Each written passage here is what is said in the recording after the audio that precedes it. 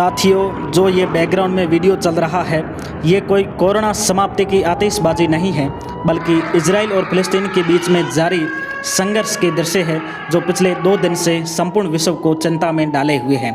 तो साथियों, इस वीडियो में हम इस संघर्ष के तात्कालिक कारण को भी देखेंगे, इसके साथ में इजराइल और फिलिस्तीन के बीच में जो ऐतिहासिक द्वंद्व है उसको भी देखेंगे। इसमें क्या हुआ है कि गाजा पट्टी जो क्षेत्र है, वहाँ पर एक हमास आतंकवादी संगठन है, उसके द्वारा रॉकेट दागे गए हैं इजराइल के विभिन्न शहरों में। और इजराइल की एक जो मिसाइल टेक्नोलॉजी प्रणाली है, जिसे आयरन डोम कहा जाता है, उसके द्वारा इसे नेस्ताबूद किया जा रहा है आकाश में। तो ये दृश्य आप देख रहे हो। तो इस हमास को भी देखेंगे, आयरन डोम को भी देखेंगे, पूरे एक एक ज्योग्राफिकल मैप को देखते हुए हम इसे तैयार करेंगे। तो साथियों, ये वीडियो बहुत ही ज़्यादा इंपॉर्टेंट होने वाला है। आपके किसी भी परीक्षा में इससे 2 से 3 क्वेश्चन आने वाले हैं, तो आप पूरा देखिए। देखने के बाद हर जगह इसे शेयर कर दीजिए। हमारे चैनल को अभी के अभी आप सब्सक्राइब कर दीजिए। चलिए इस वीडियो को डिटेल में शुरू करते हैं। ये संबंधों में कॉम्प्लेक्स इश्यू होते हैं, उनको भौगोलिक अवस्थिति या भू राजनीतिक अवस्था के बगैर उसको समझना बहुत ही मुश्किल है। इसलिए हम इजराइल और फिलिस्तीन के मैप के माध्यम से इसे पहले देखते हैं। तो दोस्तों, सबसे पहले हम इसके क्या देखते हैं, पड़ोसी देश। क्या देखते हैं? पड़ोसी देश देखते हैं। तो सबसे पहले यहाँ पर कौन सा है? लेबनान। इधर कौन सा है? सीरिया। यहाँ पर कौन सा है? जॉर्डन। यहाँ पर कौन सा है? इजिप्ट, जिसे क्या कहते हैं? मिस्र भी कहा जाता है। और ये किस में आता है? कौन से महाद्वीप में? अफ्रीका महाद्वीप में आता है। और यहाँ पर क्या है? भूमध्य सागर, जो एक अपना महासागर है, वो भूमध्य महासागर यहाँ पर पड़ता है। तो ये चीज़ आप समझ गए। इसके पड़ोसी देश, पहली चीज़ ये हो गई, ठीक है। तो इसका मतलब जॉर्डन की सीमा है वो भूमध्य सागर से नहीं लगती है। यूपीएससी ने 3 बार क्वेश्चन इसी को रिपीट किया है। तो ये चीज़ हो गई। अब हम देखते हैं कि इजराइल और फिलिस्तीन है, इसमें क्या क्या कंडीशंस है। तो दोस्तों, ये वाला जो येलो क्षेत्र आपको दिख रहा है, ये क्या है? इजराइल है, ठीक है। ये इजराइल है, इसकी बहुत सारे शहर है, इसकी बहुत ज़्यादा लोकेशन है। उसके बाद में जो ये वाइट जो 2 सेक्शन दिख रहे हैं, ये बोलते हैं इसे क्या? फिलिस्तीन। क्या बोलते हैं? फिलिस्तीन। तो ये हो गई गाजा स्ट्रिप, ठीक है, गाजा पट्टी। ये हो गई गाजा पट्टी। तो गाजा पट्टी की लोकेशन आप देख सकते हो, किसके लगते हैं? भूमध्य सागर की लगती है, और यहाँ पर मिस्र के भी लगती है। तो ये चीज़ आप समझ गए, गाजा पट्टी ये हो गई। उसके बाद में ये क्या है? West Bank. तो इसका वेस्ट बैंक कैसे नाम पड़ा? क्योंकि इधर तो क्या होता है? इधर क्या होता है? पश्चिम होता है, इधर पूरब होता है। तो आप समझ गए होंगे इधर वाले को कैसे कहा। तो दोस्तों, यहाँ पर क्या है कि एक रिवर निकलती है। क्या निकलती है? रिवर निकलती है, जिससे क्या नाम है? जॉर्डन रिवर कहा जाता है। तो इसके जो वेस्ट में, तो इस नदी के ये वेस्ट में पड़ती है, तो इसलिए इसे क्या कहा जाता है? वेस्ट बैंक कहा जाता है। तो आप समझ गए, क्योंकि ये तटबंध होता है, इसे इस तरह नदी का बैंक माना जाता है। तो ये चीज़ आप समझ गए। तो 2 क्षेत्र हो गए, जहाँ पर क्या है कि इजराइल का जो अपना फिलिस्तीन का क्षेत्र है, बाकी सारा का सारा किसका है? इजराइल का सेक्शन है। अब हम थोड़ा सा और देखते हैं कि जो समस्या है वो कहाँ पर है, या फिर जो है वो सरकार किसकी है। तो दोस्तों, आप देख सकते हो यहाँ पर इस स्लाइड में हम देखेंगे कि ये जो गाजा पट्टी है, यहाँ पर किसकी सरकार है, यहाँ पर कौन सी प्रशासन चलता है। तो यहाँ पर है हमास। कौन है? हमास, जिसने ही अभी क्या किया था? इजराइल के ऊपर अटैक किया था एक तरह से। तो ये हमास हो गया। और यहाँ पर ये जो वेस्ट बैंक है, यहाँ पर कौन से? एक तरह से फिलिस्तीनी राष्ट्रीय प्राधिकरण। तो यानी अलग अलग गवर्नमेंट है जो फिलिस्तीन की यहाँ पर रूल करती है। और इजराइल में जो प्रधानमंत्री है, उनका क्या नाम है? बेंजामिन नेतन्याहू, ठीक है, बेंजामिन नेतन्याहू। तो ये एक चीज़ हो गई, ठीक है, कोई दिक्कत नहीं है इसमें। अब हम आगे और चलते हैं, इस मैप को थोड़ा और देख लेते हैं, एशिया की कंडीशंस में देख लेते हैं। तो दोस्तों, यहाँ पर आप मैप देख सकते हो। इसमें जो है, यहाँ पर ईरान है, ये इराक है। उसके बाद में जो अपना यहाँ पर सीरिया वगैरह ये आ गए। उसके बाद में पूरे अरब कंट्रीज़ वगैरह ये पूरा सेक्शन आ गया। इधर ये अफ्रीका आ गया, ठीक है। तो ये वाला क्षेत्र आप देख सकते हो, इजराइल है ही। इसकी तेल अवीव सिटी है, यहाँ यरूशलेम है। ये सारी सेक्शन आपने अभी वापस देख लिया। अब हम देखते हैं कि जो मेन कारण है वो अभी घटना का, वो अल अक्सा मस्जिद ही है। ये मस्जिद है जो एक तरह से सभी धर्मों के लिए पवित्र मानी जाती है। इसी एक ज़मीन के टुकड़े के लिए जो ये वाला क्षेत्र है, इसी के लिए पूरा का पूरा अभी विद्रोह चल रहा है। तो हम देखेंगे इस मस्जिद का नाम क्या हो गया? अल अक्सा मस्जिद। कहाँ पर स्थित है? यरूशलेम में। तो इस चीज़ को भी आप समझ गए। अब हम देखते हैं कि अभी तनाव कैसे हुआ। तो तनाव कहाँ पर हुआ? यरूशलेम में। पहला क्या कारण था? तो यरूशलेम जो है, यरूशलेम आपको एक बार वापस मैं दिखा देता हूँ। यरूशलेम है कहाँ पर?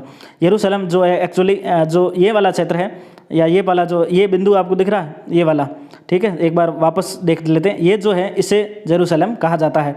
तो यहाँ पर ये मस्जिद स्थित है और यहीं पर विवाद हुआ है।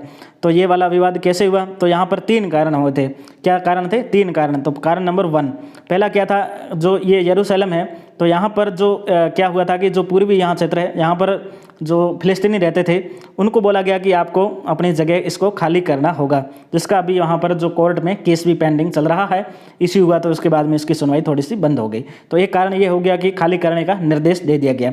दूसरा क्या हो गया था कि शुक्रवार था, ठीक है, रमज़ान चल रहा है, उसका लास्ट मंथ था, तो सीधी सी बात है कि वहाँ के बहुत सारे जो मुस्लिम जो लोग थे वो यहाँ पर क्या करने आए थे, एक तरह से नमाज़ पढ़ने, यहाँ पर अपनी पूजा वगैरह करने आए थे। तो ये सारी चीज़ हो गई। उसके बाद में अल-अक़सा मस्जिद में बहुत सारे मुस्लिम लोग नमाज़ अदा करने आए। नमाज के बाद ये लोग शेख जर्रा खाली कराए जाने का विरोध का प्रदर्शन करने लगे। इसके बाद में यहाँ पर क्या हो गई, झड़प हो गई फिलिस्तीनियों के बीच में। तो ये चीज़ हो गई। दूसरा रीजन, यरूशलेम डे एक तरह से मनाया जाता है, विजय दिवस के रूप में मनाया जाता है। तो फिर यहाँ पर क्या है कि वो परेड निकल रही थी और फिर वापस इन दो गुटों के बीच में वापस एक तरह से संघर्ष हो गया। तो कुल मिला के ये सारे 3 कारण हो गए जिनके कारण इनके बीच में संघर्ष पैदा हुआ। तात्कालिक कारण जिसे कहा जाता है वो ये कारण हो गए तात्कालिक कारण, ठीक है। अब हम आगे चलते हैं जिसमें ये देख लेते हैं कि ऐतिहासिक बैकग्राउंड है वो किस तरह से इसमें घटना में साबित है। तो दोस्तों सबसे पहले तो हम ये देख लेते हैं कि जो अपना यरूशलेम है वो किस प्रकार से सभी धर्मों का एक केंद्र बना हुआ है, इतना पवित्र शहर जहाँ पर ये स्थिति है। आज देख सकते हो यरूशलेम यहूदी, मुस्लिम और ईसाई धर्म ग्रोह की आस्था का केंद्र है। यहाँ पर दैनिक भास्कर में ये आया था। तो दोस्तों इस तरह से देख सकते हो मुस्लिमों का मानना है कि पैगंबर मोहम्मद साहब थे वो मक्का मदीना 2 उनके पवित्र स्थल, और तीसरा किसको मानते हैं, यरूशलेम को मानते हैं। तो उनका मानना ये है कि वो यहाँ पर आए थे और इसके बाद में वो कहाँ गए थे, सरुक गए थे, और वहीं से उन्होंने ईश्वर की उनसे एक तरह से भेंट हुई थी और वहीं से उन्होंने फिर अपना ज्ञान आकर यहाँ पर प्रसारित किया था। इसलिए और उसकी ये मानते हैं कि वो लोकेशन कौन सी, यही जो मस्जिद है अल-अक़सा मस्जिद वो यही जगह है, इसलिए इसका मानना है। उसके बाद में ईसाइयों का जो मत है उनका मानना है कि ईसा मसीह थे, उनको सूली पर यहीं चढ़ाया था और यहीं पर ये जीवित हुए थे। तो इस प्रकार से उनका भी बहुत बड़ा ये केंद्र बन गया। तो पश्चिमी जितने भी कंट्रीज़ है तो उनका भी इस प्रकार से इसमें हित निहित हो गया। और यहूदी हैं वो मानते हैं कि इब्राहिम ने अपने बेटे इसहाक की कुर्बानी दी थी, यहीं से विश्व का निर्माण हुआ था, या विश्व ने यहीं उनको अपनी जगह दी थी। तो ये तीनों के लिए बहुत ही जगह हो गई। तो इस प्रकार से पूरी टेंशन एक तो इसमें पक्ष हो गया, धार्मिक पक्ष हो गया, ठीक है। दूसरा चीज़, अब हम एक दूसरी चीज़ों को देखते हैं। तो ये चीज़ हो गई। अब हम थोड़ा सा इसके एक जटिल इसके ऐतिहासिक बैकग्राउंड को समझते हैं बहुत ही आसानी से। दोस्तों यहाँ पर क्या होता है कि ये जो काफ़ी ये जो क्षेत्र था एशिया का और आधा यूरोप का, यहाँ पर एक ओटोमन साम्राज्य एक मध्य जो काल था उसमें रूल करता था। मध्य क्या नाम था, ओटोमन साम्राज्य। तो जब प्रथम विश्व युद्ध होता है 1914 से 1919 के बीच में क्या होता है, प्रथम विश्व युद्ध। तो प्रथम विश्व युद्ध के बाद में क्या होता है कि ओटोमन साम्राज्य का विघटन हो गया, ठीक है। तुर्की उसमें अलग हो जाता है, कमाल पाशा वहाँ के क्या बन जाते हैं, राष्ट्रपति बनते हैं और काफ़ी कुछ परिवर्तन होता है। तब यहाँ पर क्या होता है कि ओटो साम्राज्य जैसे विघटित हो गया तो इसमें बहुत सारा बड़ा साम्राज्य था। और इसमें फिर क्या हुआ कि ये जितने भी इजराइल का क्षेत्र हो गया जिसे फिलिस्तीन कहा जाता था, ये सीरिया का क्षेत्र हो गया, लेबनान, जॉर्डान, ये सारे के सारे उसमें क्या हो गए, एक तरह से उनको आज़ाद करने की बात चलने लगी। और सारे के सारे जो थे वो किस में आ गए, मैंडेट व्यवस्था स्थापित की गई और सभी देशों को किसी न किसी यूरोपीय कंट्री के अधीन कर दिया गया, उसकी व्यवस्था के अंदर कर दिया गया। तो फलस्तीन वाला जो क्षेत्र था ये किसके अंदर आ गया, यूके के यानी यूनाइटेड किंगडम यानी इंग्लैंड के अधीन आ गया। तो पहली चीज़ आप समझ गए कि प्रथम विश्व युद्ध के बाद में ओटोमन साम्राज्य का विघटन हुआ और उसके पश्चात जो मैंडेट सिस्टम आया था उसके तहत जो फलस्तीन क्षेत्र था वो किसके अंदर आ गया, यूके के। तो यूके के एक सेक्रेटरी थे 1917 में जिनका क्या नाम था, बालफोर। क्या नाम था, बालफोर। तो उन्होंने घोषणा कर दी कि एक न एक दिन यहूदियों को अपना देश यहाँ पर हम बना के देंगे। तो उसके बाद से यहूदी जितने विश्व के अंदर थे वो सारे के सारे यहाँ एकत्रित होने लग गए। एक तरह से उनको एक तरह सपना दे दिया कि आपको एक न एक दिन देश हम बना के देंगे। तो ये चीज़ हो गई। उसके बाद में 1948 में एक देखते हैं। तो दोस्तों आपको पता होगा कि 1929 से लगाकर 1945, ठीक है, 1945 इसमें क्या होता है, द्वितीय विश्व युद्ध होता है। और द्वितीय विश्व युद्ध के बाद में इंग्लैंड की एक तरह से पूरी जो पावर थी वो पूरी की पूरी लूज हो गई थी। उसके बाद में यहाँ पर जो यूनाइटेड नेशन था उसने 2 नेशन थ्योरी, क्या नाम है, 2 नेशन थ्योरी, क्या नाम है, 2 नेशन थ्योरी, यानी 2 देश बनेंगे, एक तो इजराइल एक फिलिस्तीन। तो ये यूपीसी ने पूछा था 2019 में 2 नेशन थ्योरी किससे संबंधित है, तो इजराइल और फिलिस्तीन से संबंधित। तो इस प्रकार से उन्होंने 2 नेशन थ्योरी दे दी और 1948 में इजराइल पहली बार विश्व नक्शे के ऊपर देश आया था, जिससे पश्चिमी देशों ने तो हाथों-हाथ मान्यता दे दी और अरब कंट्री जितनी थी, मुस्लिम कंट्री थी, उन्होंने मान्यता नहीं दी। तो ये चीज़ हो गई 1948 वाले। तो जैसे इस तरह से घटना हुई तो सबको बुरा लगा। तो यहीं पर क्या हो गया, 1948 और 49 में वॉर हो गया। इजराइल और यहाँ पर कौन थे, अरब कंट्रीज। अरब क्या है, एक तरह से मुस्लिम्स एक जो समूह है उसे अरब की भाषा के नाम से जाना जाता है। तो जैसे मिस्र हो गया, जॉर्डन हो गया, सीरिया हो गया, इराक हो गया, ये सारे के सारे मिलके इजराइल के विरोध में युद्ध कर दिया। लेकिन इजराइल अपनी शक्ति के लिए हमेशा पूरे विश्व में जाना जाता है और ये फाइनली कौन जीत गया? इजराइल इसमें जीत गया, इजराइल इसमें विजय हुआ। तो पहली चीज़ ये हो गई। अब हम देखते हैं कि उसके बाद में क्या होता है। दोस्तों ये सबसे महन घटना होती है। इजराइल का जो एक तरह से उद्भव हुआ, उसके पीछे जो मुख्य घटना है वो यही है। 5 जून से 11 जून जो है, 5 जून से 11 जून 1967 की, जो अभी इसलिए 11 जून को यहाँ पर जो इजराइल डे मनाया गया था वो इसलिए मनाया गया था, तभी यहाँ पर भीड़ हुई थी। तो 6 दिन की लड़ाई हुई थी और इसमें इजराइल ने पूरे अरब कंट्रीज़ को एक साथ हरा दिया था। इसमें कौन से थे? मिस्र थे, Syria, Jordan, Iraq, Kuwait, Sudan, Algeria, Yemen, ये सारे देश थे। ठीक है, इन सब 8 देशों को किसने हराया? इजराइल ने हरा दिया, केवल और केवल 6 दिनों में। फिर सऊदी अरब ने थोड़ी बहुत कोशिश की, उसको भी हरा दिया। तो ये बहुत ही एक उनके लिए लैंडमार्क था, बहुत ही बेहतरीन इनकी घटना मानी जाती है। तो इसमें देख सकते हो लड़ाई के दौरान इजराइल ने मिस्र के तो गाजा पट्टी थी वो मिस्र से ले ली, सिनाई प्रायद्वीप उनको ले लिया, जॉर्डन से वेस्ट बैंक को ले लिया, पूर्वी यरूशलेम को ले लिया, सीरिया जो अपने ऊपर देखा था वहाँ की गोलन हाइट जो एक पहाड़ी है उसको भी ले लिया। ये यूपीएससी ने क्वेश्चन पूछा था 2014 में कि गोलन हाइट कहाँ पड़ती है, तो ये आप देख सकते हो इजराइल में कि पहाड़ियों को छीन लिया। मौजूदा समय में सिनाई प्रायद्वीप है जो तो किसको वापस दे दिया गया, किसको?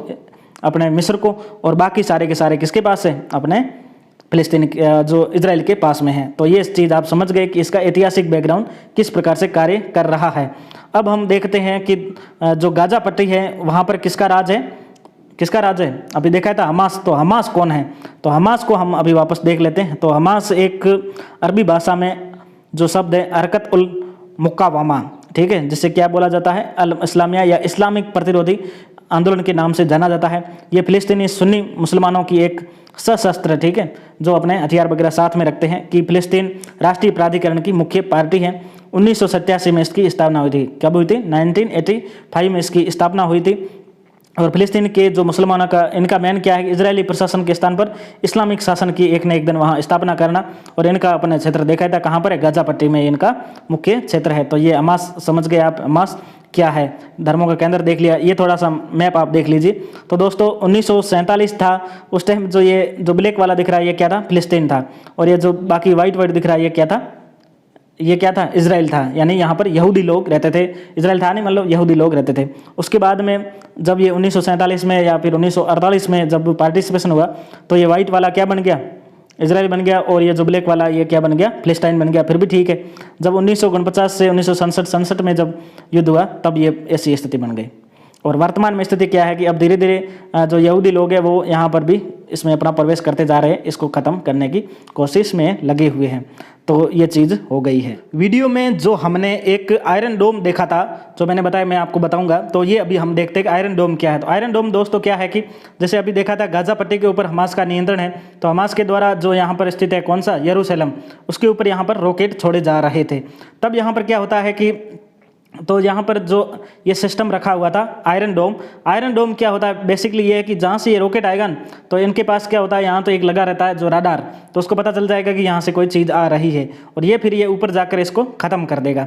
ठीक है, तो the Iron Dome is the mobile all weather defence systems develop by Israel's intercept and destroy short range rocket. ठीक है, रॉकेट को डिस्ट्रॉय करता है। Artillery shells fired from short distance, जो भी छोटी दूरी से ऐसी चीज़ें आती है तो उनको ये डिस्ट्रॉय कर सकता है। तो ये विस्फोट उसी का दिख रहा था, यहाँ से रॉकेट आ रहा था, ये ऊपर जा रहा था, दोनों भिड़ के यहाँ से इसको खत्म करते जा रहे थे।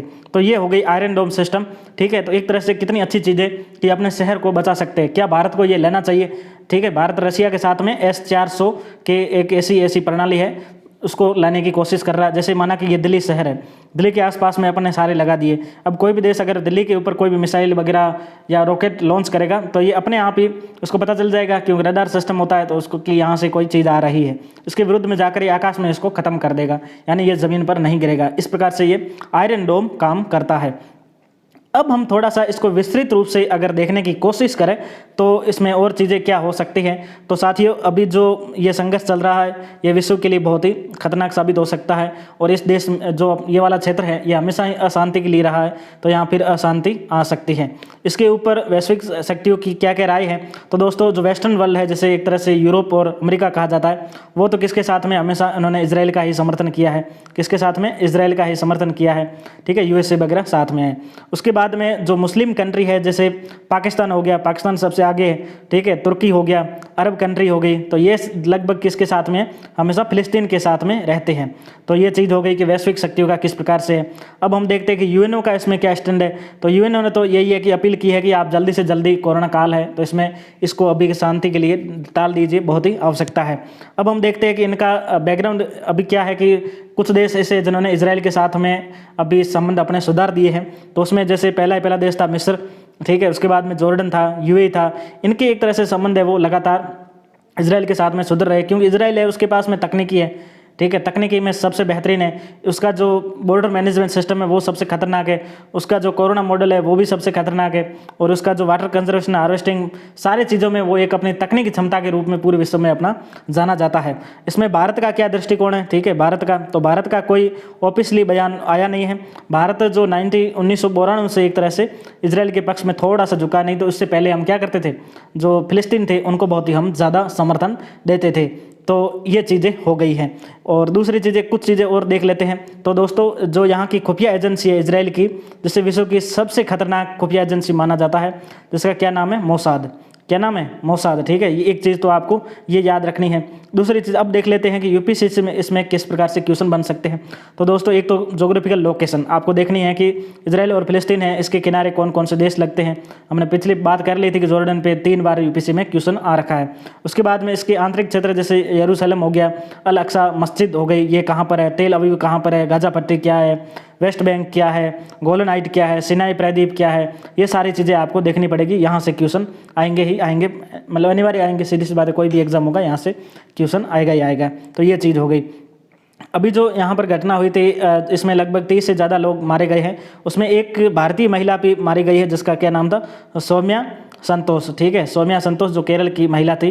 तो आप कहोगे वो वहाँ पे क्यों गई थी? दोस्तों, क्या है कि जो केरल की जो नर्सेज या महिलाएं होती हैं वो अपने हॉस्पिटलिटी के लिए जानी जाती है। तो एक तरह से वहाँ जो एक कोई बूढ़ी औरत थी, उनकी ये असिस्टेंट टाइप थी, उनकी एक तरह से देखभाल करने के लिए इनको रखा हुआ था। तो उनके घर के ऊपर ये रॉकेट सीधा गिरा, तो वो ये ख़त्म हो गई। ठीक है, फिर इजराइल ने क्या किया है? तो इजराइल ने वहाँ पर जो गाजा पट्टी है क्षेत्र, वहाँ पर उन्होंने एयर स्ट्राइक कर दी, यानी यहाँ से पूरी बमबारी कर दी।